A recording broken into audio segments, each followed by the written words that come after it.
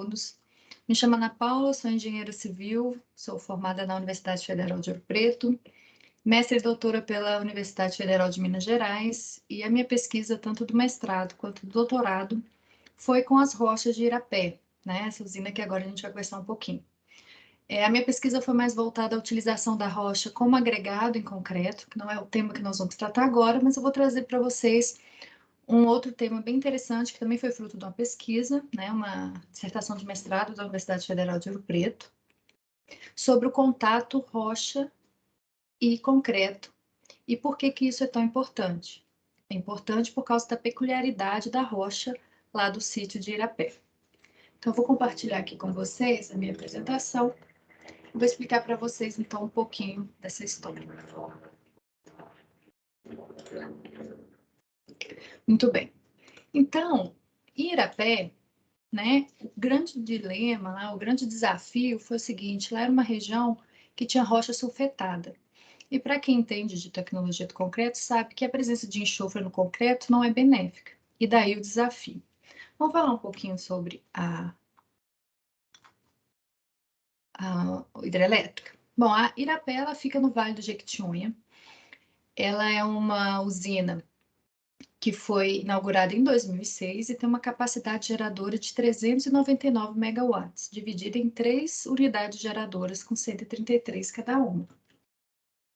Ela tem um aproveitamento hidrelétrico natural muito bom, de 185 metros. Ela foi feita num local que era muito bom para receber uma barragem, né? Um vale encaixado. E a parte dela, né, a construção dela, ela é construída em enroncamento e a parte mais alta dela, né, que é ali entre núcleo e de argila, a parte de enroncamento, tem 209 metros, o que conferiu para ela o título de barragem mais alta do Brasil.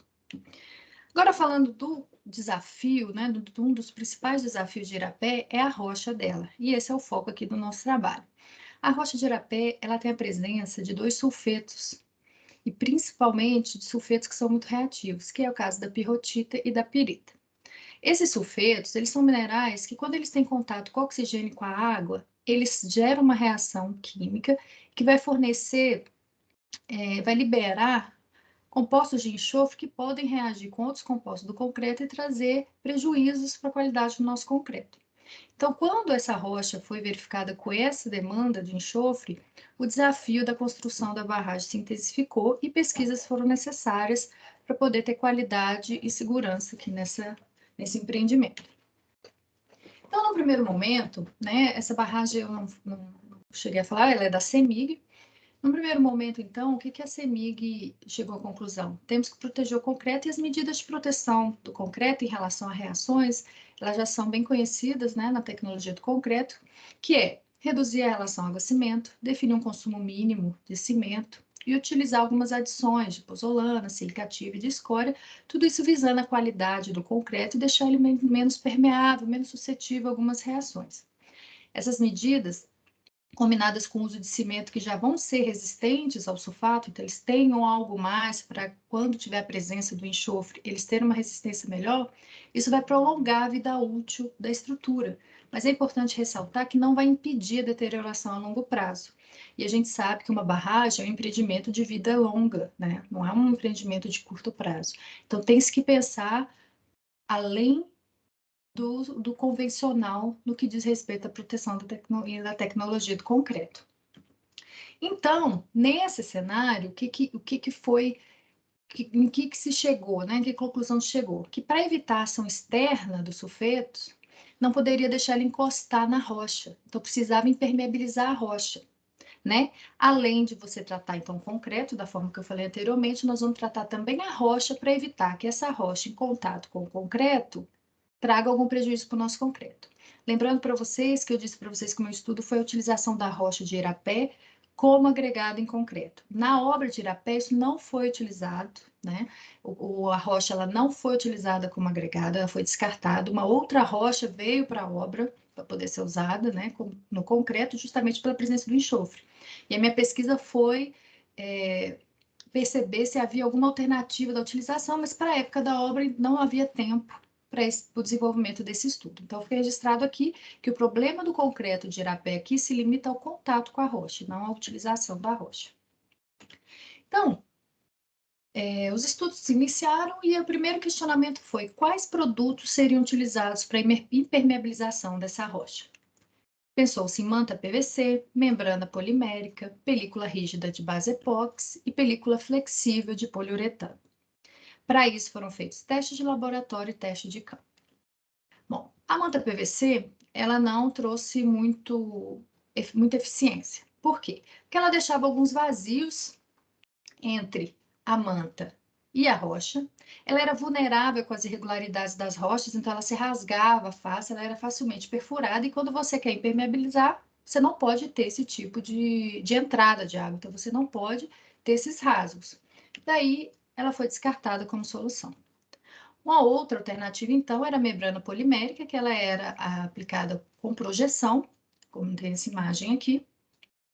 Só que o problema dela é que ela tinha uma questão de ser muito insalubre, né? Um ambiente muito insalubre por causa da poeira durante a aplicação, e depois da aplicação ainda percebia que a superfície ficava muito irregular, e além disso, com várias fissuras de retração. Então, novamente, falando de impermeabilização, não é admitido tanta fissuração. Na verdade, nenhuma fissuração é bem-vinda quando a gente precisa de impermeabilização. Então, essa solução também foi descartada. Uma outra solução, então, avaliada foi a película rígida de base epóxi, né, que é aqui a gente vai chamar ele o nome comercial, Fospox, que ela tem uma facilidade de aplicação e ela teve bons resultados de aderência no concreto e na rocha. O que é esse produto? É uma tinta anticorrosiva à base de epóxi modificado, que não tem solvente, e ela chega à condição química necessária da aplicação a partir da mistura de dois componentes. Isso podia ser feito antes da aplicação, isso era feito antes da aplicação, e aí você conseguiu o produto com a qualidade e a eficiência que você precisava para fazer a impermeabilização. Esse produto, ele tem boa resistência à compressão e também tinha resistência à tração, né? Quando ele estava com aderência no concreto. Então, para lugares que você podia ter, que fossem mais rígidos e que você precisava dessa resistência à compressão, era uma boa alternativa. Para aplicar esse produto, tem que ter um controle do concreto que vai receber, no caso da rocha, desculpa, da rocha que vai receber esse material. Então, você tinha que fazer uma limpeza, não podia ter material solto. Então, tinha um tratamento e depois a aplicação do produto para aí sim você ter o contato com o concreto. Então, aqui a gente percebe um corpo de prova em que tem a rocha, aqui a nossa película de Fospox e aqui o concreto. A outra ainda falando de Fospox, então ela era aplicada em condição seca, né? Ela não podia ter água presente. Então, em alguns momentos da obra, havia a presença de água. Então, um cuidado que se teve que ter foi drenar essas áreas em que tinha presença de água antes da aplicação desse produto. E, finalmente, outro produto que foi também levado em consideração e feito algum teste é o Nitoproof, que é uma película flexível, né? Então, ele traz essa vantagem de poder aceitar alguma movimentação e não fissurar, mas ele traz uma desvantagem que a aplicação dele tinha uma dificuldade por causa do escorrimento, né? E isso dificultava também a aderência com superfícies úmidas.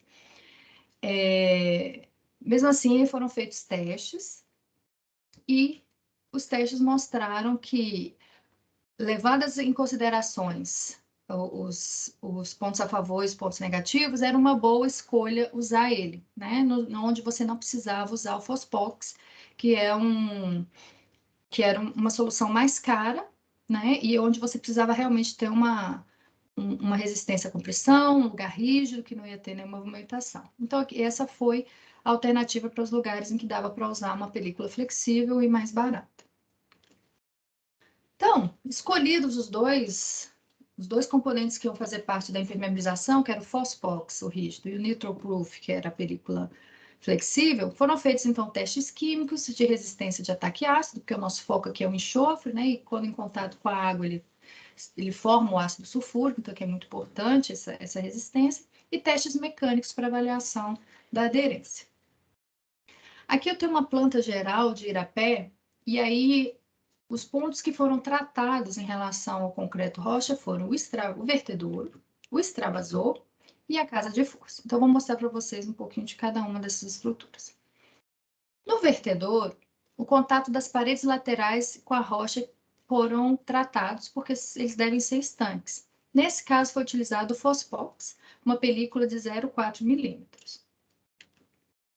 Está falando aqui do vertedouro, algumas fissuras e algumas cavidades, elas foram verificadas na superfície da rocha, então elas não podiam receber ainda a proteção. Então elas foram localmente sedadas, né, saneadas, né? Quando eu falo sedadas, eu usei o termo errado, elas foram seladas, e aí com uma argamassa especial, que também era resistente a enxofre, porque não fazia sentido se for uma argamassa que ia ter alguma reação lá, para depois receber o fosfóx.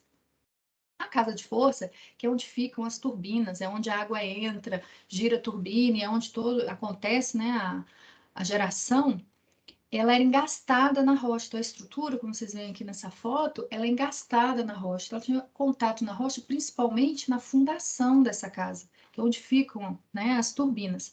Aqui também foi usado o Fosfox e, em alguns casos, o Nitroproof, né? Fez um blend entre as soluções. Na parte da rocha, onde é a fundação, né, dessa casa, força, ainda foi colocada uma camada de argamassa resistente ao sulfado, por causa da importância que é uma casa de força, então uma proteção adicional foi a argamassa na superfície da rocha. Então aqui a gente tem algumas imagens da época da construção da casa de força, então vejam aqui a escavação dos dutos por onde vão chegar a água. Isso não é muito comum em hidrelétricas, isso é uma peculiaridade aqui de Irapé, né? Os dutos que vão alimentar aqui a casa de força serem escavados em rocha, mas aqui a gente percebe a aplicação da argamassa, ó, na superfície da rocha. Então, todo o tratamento da rocha, toda essa preocupação para evitar algum dano no nosso concreto.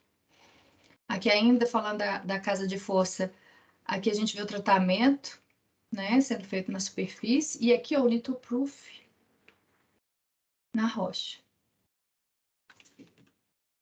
Aqui é a parede com Fosfox, né, uma proteção para o tráfego, porque as pessoas não podem pisar onde estava sendo aplicado, porque você podia causar algum dano e aí a sua impermeabilização ia ser perdida. Aqui usou um cimento resistência ao enxofre, né? Uma relação água-cimento de 0,45, que traz o benefício de diminuir a porosidade da argamassa, e um teor de sílica ativa de 10%, que também deixa ela menos reativa na presença de um enxofre.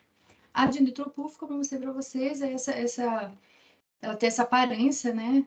No lançamento de um líquido preto, que tem também todo o problema de escorrer, mas foram feitos testes para ver a melhor forma de aplicação, e aí aqui foi tratado da forma de chegar à eficiência desse material aqui, nesse contato da rocha aqui, ó. Feitas assim, as aplicações, deveria ser, além de ter sido feito um estudo prévio, testar que essas aplicações elas foram realmente eficientes. Então, para fazer o teste da eficiência do tratamento que foi feito em contato rocha e concreto, ensaios de laboratórios foram realizados, né? Isso para verificar a sanidade desse concreto após o enchimento do reservatório. Então, o processo constrói a barragem, depois enche a barragem, depois gera energia. O enchimento desse reservatório se deu em dezembro de 2005 e a geração começou em julho de 2006. Como que foi feito, então, essa análise em laboratório? Foram retirados testemunhos, né? Foram perfurados ali a região onde tinha rocha, proteção e concreto. Isso foi realizado em agosto de 2006, então foi feito depois até mesmo do início da geração. Então a obra já estava pronta, o reservatório já estava cheio, já tinha um mês de operação quando esses testemunhos foram retirados. E esses ensaios eles foram realizados na ABCP, Associação Brasileira de Cimento Portland, em São Paulo. Então, alguns resultados aqui. Do Nitroproof, percebeu-se que teve uma boa aderência. Então, aqui a gente tem a rocha, concreto e o Nitroproof, né? Você perceber aqui que a aderência ela é efetiva, porque isso aqui sofreu um arrancamento para tirar, né? Então, você faz alguns testes de arrancamento para perceber a aderência e o Nitroproof se mostrou bastante eficiente. Aqui a gente já tem uma observação microscópica, que é uma ampliação de 100 vezes, para procurar nos poros algum produto expansivo. O que é isso? Quando o enxofre, que é liberado pela pirita ou pela perrotita, encontra alguns compostos do cimento que estão lá no concreto, eles se combinam e formam uma espécie de agulhas que se entrelaçam e expandem dentro de um concreto que já está endurecido, né, que já está curado. Então, se você já tem uma coisa dura e lá dentro começa a surgir um produto que vai expandindo, esse produto vai gerando uma tração interna e vai fissurar esse concreto. E é exatamente isso que a gente não quer no nosso concreto, por isso toda essa proteção. Então, foi verificar se esse produto que a gente que expande, que é o que a gente chama de etringita, estava presente lá nesse concreto que estava protegido pelo Nitroproof. E não se encontrou esse etringita, o que trouxe mais um indício de que a eficiência da proteção estava acontecendo. Já quando for retirar o corpo de prova, onde tinha o Fospox, que é aquele mais rígido, a aderência já não foi como esperado, teoricamente, né, no projeto. Então, ele teve algum problema de aderência em alguns pontos na hora do arrancamento. Significa que a película ela até existia aqui entre a rocha e o concreto, mas ela não estava aderida nem à rocha nem ao concreto. Então é importante a gente pensar que isso não invalidou a nossa impermeabilização, né? A gente vai verificar um pouco em outros ensaios, mas é porque uma massa, né, um corpo físico existia entre a rocha e o concreto, mas a aderência ela não foi garantida. Mas quando você passa por uma avaliação microscópica, aí foram feitos corpos de prova, né? Foram retirados corpos de prova que foram analisados. Aí a presença dessas agulhas que eu falei para vocês, as etringitas, elas já eram muito raras. Então, assim, alguma coisa passou, mas nada preocupante que trouxesse um alerta em relação à patologia desse concreto por causa da presença do sulfeto na rocha. Então, apesar da existência, não trouxe nenhum alerta, porque a presença da etrigita foi muito rara nas amostras que foram coletadas. E, finalmente, alguns lugares foram tratados, umas rochas, só com concreto projetado, sem nenhum tipo de proteção, até para acompanhar a evolução em relação a esse tipo de preocupação. E aí, a resposta que se obteve quando foi avaliar é que, de fato, o lugar que não tinha nenhuma proteção estava tendo bastante reação e produtos estavam sendo formados por causa da presença desse enxofre. E quando você fazia uma análise microscópica, aí sim a presença da etringita era corrente, tanto da etringita quanto da gipsita, que são produtos oriundos da presença do enxofre e em contato com o cimento. Então tá, em 2014 eu fiz uma visita em Irapé, né, para poder coletar material para minha pesquisa e aproveitou a equipe que me acompanhou, uma equipe de geólogos, engenheiros da época da construção de Irapé, aproveitou para fazer essa avaliação de como que estava esse tratamento em 2014. Vejam, 2006 foi o início das operações, né? Então, como que estava em 2014, né? 8 anos depois. Então, a gente começou vendo um túnel que foi escavado na rocha, que não tinha nenhuma proteção, para ver como que a rocha se comportou na presença de umidade e oxigênio esse tempo todo. E ao esperado, ela reagiu bastante. Então, o que vocês veem aqui, esse tipo de cascata, esse aqui são cristais de sal. Isso aqui não é um líquido, isso são cristais formados pela reação desse enxofre que está na rocha. Lembrando que aqui a gente não está falando do concreto ainda, a gente está falando da parte exposta só da rocha. Mas esse mesmo túnel ele teve uma parte que foi lançado concreto projetado, também com viés de observar a evolução, e o que se observou foi que, porque não tinha uma proteção, o produto expansivo se formou e teve o desplacamento aqui desse concreto projetado. Daí a certeza de que essa rocha era extremamente reativa e a necessidade dessa proteção que foi estudada durante o projeto da obra. Então, aqui a gente já vai falar das estruturas protegidas. O extravasor, aqui em 2014, a gente percebe que é um concreto que está seco, é um concreto que não está com a presença de manchamento de patologias importantes, o que demonstra que realmente foi eficiente aqui a impermeabilização do contato rocha e concreto. Aqui o extravasor, então a gente também vê um concreto são, alguns pontos de manchamento, mas nada preocupante. A gente lembrando que o Fospox ele não teve uma eficiência na aderência, então algum ponto ele podia deixar passar, mas em hidrelétrica não é normal não haver nenhum tipo de manifestação concreta, porque a gente está falando de um lugar que está com água muita água presente, né, muita umidade, oxigênio, mas para o que é esperado de uma hidrelétrica, está tudo dentro do normal, então estava bastante são o concreto, que deixou toda a equipe muito satisfeita. Aqui é o vertedor, também um concreto são, a equipe também ficou muito satisfeita. E a casa de força, então, aqui é a parte externa da casa, aqui é a parte interna, isso aqui é abaixo do nível aqui do passeio. E aqui são onde estão as turbinas. Embaixo aqui de cada uma dessas rodas é onde a turbina roda, ela recebe a água, ela gira e é o que faz a produção de energia, né? A geração. Percebam aqui que as paredes também estão meio secas, né? Bem protegidas. E aí a gente vai agora aqui embaixo, descendo mais ainda, então tá vendo? Lá em cima a gente estava vendo aquela parte cinza, embaixo dela, ó, esse aqui é o rotor, né? Essa parte que roda aqui, aí embaixo as pás. Veja que esse concreto se mantém seco também, toda a parte que a gente está enxergando de concreto, muito sã.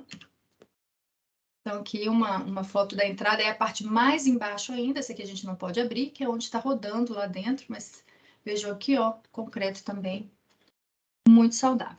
Então, Irapé teve todo esse desafio, não foi uma solução fácil, vocês viram que foram passando por estudos, avaliações, tinha todo o ineditismo da solução de engenharia, mas aí, junto com vários braços técnicos, né, fazendo um trabalho em conjunto, conseguiram chegar numa solução que vem se mostrando até hoje muito eficiente. Espero que vocês tenham gostado dessa explicação técnica. Eu sei que é muita coisa ao mesmo tempo. Fico à disposição aqui para outras palestras, se vocês quiserem falar mais sobre Irapé. Infelizmente não deu para ser presencial dessa vez, mas quem sabe num próximo encontro. Eu vou disponibilizar para o professor Josias essa apresentação. Essas são as fontes, então se alguém tiver interesse de ler de forma mais detalhada todo esse trabalho, está aqui nessas referências. Meu muito obrigada e um até logo para todos vocês.